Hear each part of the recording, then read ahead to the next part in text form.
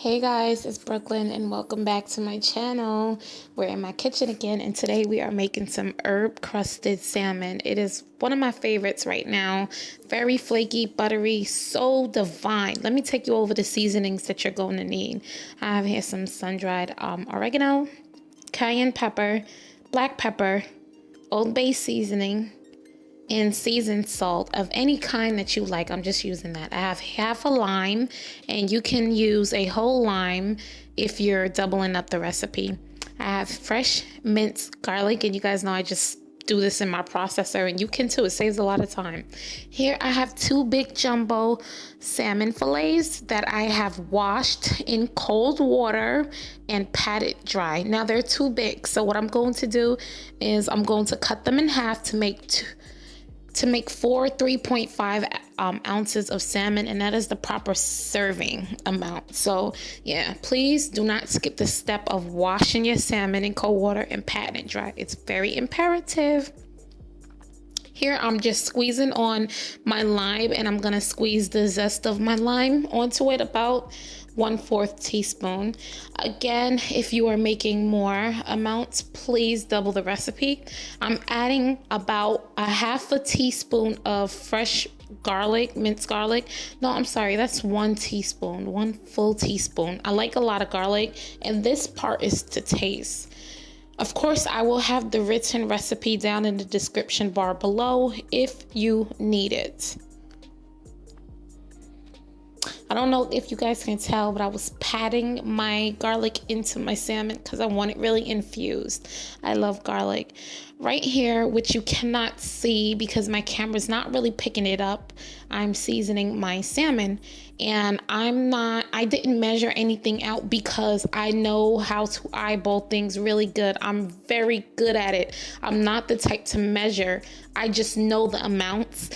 But for you guys, I highly suggest you measure it out. So in a separate container or a separate little bowl, just measure out 1/4 teaspoon of each seasoning, mix it all together and put it over your salmon. Okay, so my salmon is well seasoned now. As you can see, I got it well seasoned. I'm gonna put it in the refrigerator for an hour and 30 minutes uncovered, just so it can marinate. And in the meantime, let's start making our herb crust. I'm gonna take you over the ingredients. I have here some fresh chopped parsley. I have about a quarter cup of fresh diced onions. And of course, my favorite, Brummel brown yogurt butter. It has to be room temperature, so leave it out on your counter for 5 hours. Here I have some panko, and panko is Japanese breadcrumbs. If you did not know, I highly suggest you use whole wheat panko, but all I had on hand was regular panko, which looks like this. You can use whole grain or whole wheat breadcrumbs if you want. And also, I also suggest almonds. Ground almond is good for this also. In a separate bowl, you're going to add half of a cup of panko or your breadcrumbs or ground almond, just like that. Add your onions, your parsley, and then you're going to add 2 tablespoons of your room temperature softened Brummel brown yogurt butter. Now, of course, if you can't find the yogurt butter, you definitely can use some type of substitute, but I use this. It's perfect. It has less calories and it's just amazing. The taste is amazing. I love it. It has like a sweet undernote. You can't see here, but I'm adding a little bit of fresh cracked pepper, a little pinch of salt, and a little pinch of cayenne to this, just so that my herb crusted seasoning can have taste. I also added another 1/4 teaspoon of oregano to this. Now here comes the fun part. You're gonna mix all of this together using your hands, and you have to mix it thoroughly through until all of your panko is coated with the Brummel brown butter or whatever substitute butter you're using. And it's gonna give you like a wet sand consistency, and it's gonna turn the color of the butter, as you can see here. That's perfect. I'm just trying to show you. It looks like so because everything is well combined together. It has to be moist like wet sand. Think of it like a crust. All right, so you're gonna line your baking tray with foil paper. You're gonna spray it generously with some nonstick spray because you don't want your salmon to stick.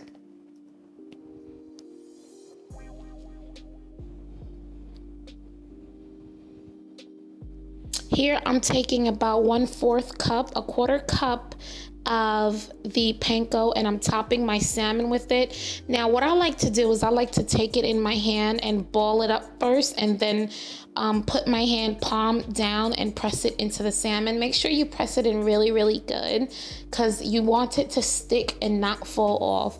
And you know, I just wanted to make sure everything was perfect. Mine came out perfect. I had the perfect amount for 4 salmons.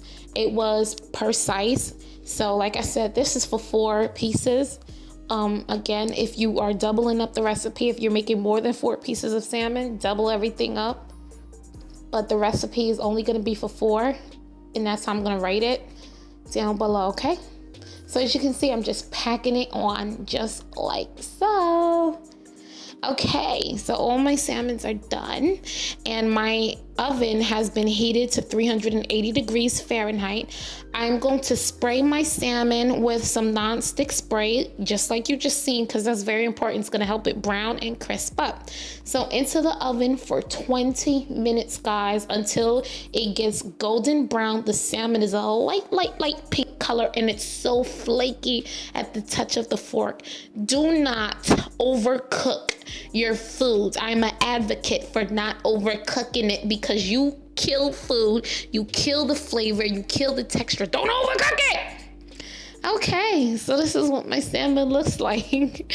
It's so amazing. Sorry, my lighting is actually washing the color out, but it's golden crispy, nice and pink around the edges, as you can see, and it is super flaky. This is bomb.com. I love this salmon. I think I like it a lot better than my lump crab oil salmon, but just my opinion. Thank you guys for watching. Don't forget to like this video, share this video, and guess what, guys? This is healthy, totally healthy. Have it with the side salad. You won't lose. Again, thank you guys so much for watching. I truly appreciate the love and support. Don't forget to like this video, and I'll definitely see you in my next one. Bye.